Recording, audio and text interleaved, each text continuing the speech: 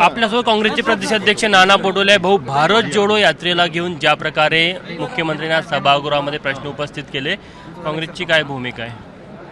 बघा, हे स्वतःच गृहमंत्री होते देवेंद्र फडणवीस, आणि ज्यावेळेस राहुलजीची यात्रा आली त्यावेळेस समजा अशा अँटी सोशल मुवमेंट असेल तर त्यावेळेस काय सरकार झोपलं होतं, राज्याचे गृहमंत्री त्यावेळेचे झोपले होते.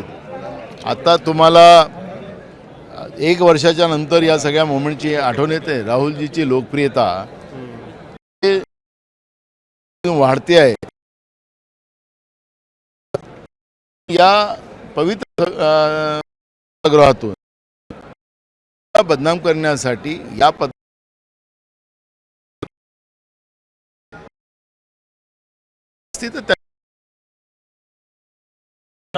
झाले, त्यामध्ये भारत जोडो यात्रेतल्या काही झालेल्या अनेक संघटना तिथे गेल्या होत्या.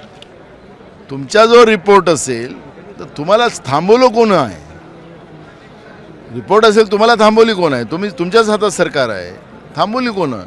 पण राहुलजीच्या 4,500 किलोमीटरची जी कन्याकुमारी ते काश्मीर पदयात्रा झाली, त्या यात्रेची धास्ती अजूनही भाजपची निघाली नाही, आणि म्हणून षड्यंत्र कसं रचता येईल या पद्धतीच्या या राहुलजीच्या चांगल्या मुवमेंटला, देशाच्या हिताच्या मुवमेंटला बदनाम कसं करता येईल त्याचा एक अयशस्वी प्रयत्न ते करतात. काँग्रेसला हळूहळू शहरी नक्षलवादासोबत जोडलं जातं असं वाटतं तुम्हाला?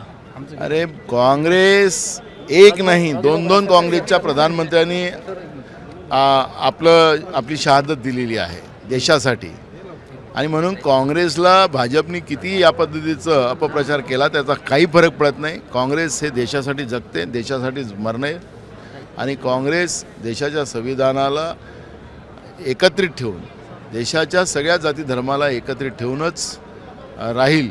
त्यामुळे अशा फालतू गोष्टीकडे काँग्रेस लक्ष पण देणार नाही, आणि असं फेक नेरेटिव्ह टाकणारी जी मानसिकता असेल तर त्या फेक नेरेटिव्हला आम्ही उत्तर बरोबर देऊ. आज सभागृहात त्यांनी ईव्हीएम संदर्भात उत्तर दिलेलं आहे.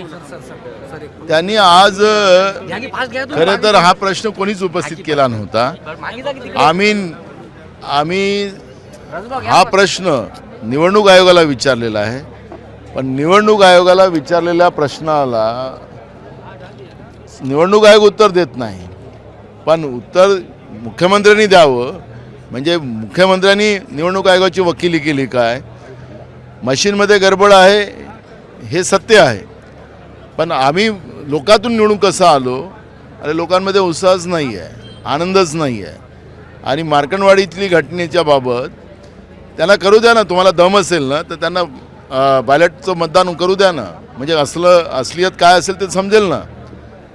पण लोकातून निवडून आलेलं सरकार नाही, मशीनमधून आणि निवडणूक आयोगाच्या कृपेने निवडून आलेलं हे सरकार आमची लोकप्रियता फार आहे असं दाखवण्याचा एक अयशस्वी प्रयत्न करताय. आणि आज जी काही आहे निवडणूक आयोगाची वकिली करण्याचं काम, काही आकडे मांडले. आकडे दाखवून काय करणार? ते एक निष्णांत वकील आहेत देवेंद्र फडणवीस, आणि तसंच निष्णात राजकीय माणूस आहे, म्हणून ते बांबूच्या पण गोष्टी करत होते. त्या बाजूलाच बसलेले माजी मुख्यमंत्री आणि राज्याचे आताचे उपमुख्यमंत्री, त्यांचा चेहरा पाहिला नाही तुम्ही? होते काँग्रेसचे प्रदेशाध्यक्ष नाना पटोले. कॅमेरामॅन व्यंकटेश नायडूसह तुषार कोहळे, एबीपी माझा, नागपूर. एबीपी माझा, उघडा डोळे बघा नीट.